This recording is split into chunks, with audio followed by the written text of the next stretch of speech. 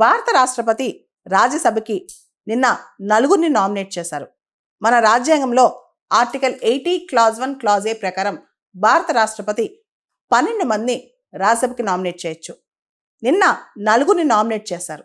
ముఖ్యంగా literature, science, art, social service ఈ ఫీల్డ్స్లో ఎవరైతే నిష్ణాతులు ఉంటారో వాళ్ళని నామినేట్ చేస్తారనమాట. ఎందుకంటే వాళ్ళ ఎక్స్పర్టైజ్ కానీ వాళ్ళ ఎక్స్పీరియన్స్ కానీ దేశానికి ఉపయోగపడుతుంది, ఆ వర్క్స్లో ఉపయోగపడుతుంది, ఆ కళలో ఉపయోగపడుతుంది అని చెప్పి నామినేట్ చేస్తూ ఉంటారు.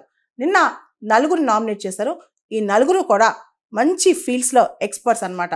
ముఖ్యంగా హర్షవర్ధన్ శ్రింగ్లా, ఈయన ఇండియన్ ఫారెన్ సర్వీస్ ఆఫీసర్, ఈయన ఫార్మర్ ఫారెన్ సెక్రటరీగా పనిచేశారనమాట.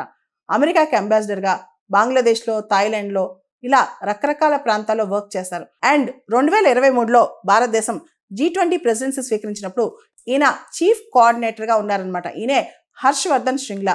రెండో వ్యక్తి మీనాక్షి జైన్. ఈవిడ చాలా ఫేమస్ హిస్టారియన్, అకాడమిషియన్ అనమాట. ఈవిడ చాలా బుక్స్ రాశారు. ముఖ్యంగా Indian civilisational and religious heritage మీద ఆవిడ వర్క్స్ చాలా కీలకం అనమాట. 2024లో ఆవిడ రిలీజ్ చేసిన ఒక బుక్ చాలా ఫేమస్ అయింది. Vishwanath rises and rises the story of eternal Kashi అని చెప్పి ఒక వర్క్ రాశారు. దానిలో కాశీ యొక్క చరిత్ర గురించి చాలా అద్భుతంగా రాశారు. కాశీ చరిత్ర, తర్వాత అది ఎలా పునరుజ్జీవం చెందిందో ఇదంతా రాశారనమాట. దాంతోపాటు flight of deities and rebirth of temples అది కూడా చాలా ఫేమస్ వర్క్.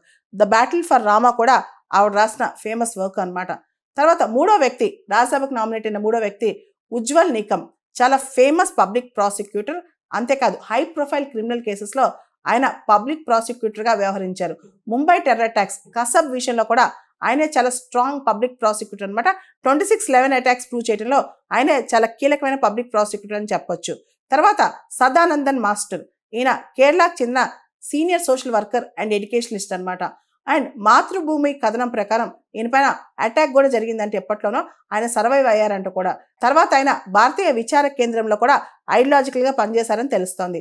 ముఖ్యంగా ఈ నలుగురు కూడా సమాజానికి సేవ చేసి మంచి ఫీల్డ్స్ నుంచి వచ్చారు. ఈ నలుగురిని కూడా రాష్ట్రపతి ద్రౌపది ముర్ము గారు నామినేట్ చేశారు. మన కాన్స్టిట్యూషన్లో ఆర్టికల్ 80 క్లాజ్ 1 క్లాజ్ ఏ కింద, అదేవిధంగా ఆర్టికల్ 80లో క్లాజ్ 3 ప్రకారం ఎవరైతే లిటరేచర్, సైన్స్, ఆర్ట్, సోషల్ సర్వీసెస్లో ఎక్స్పర్టైజ్ ఉంటారో లేదా ప్రాక్టికల్ ఎక్స్పీరియన్స్ ఉంటుందో వాళ్ళని ప్రెసిడెంట్ నామినేట్ చేస్తారు.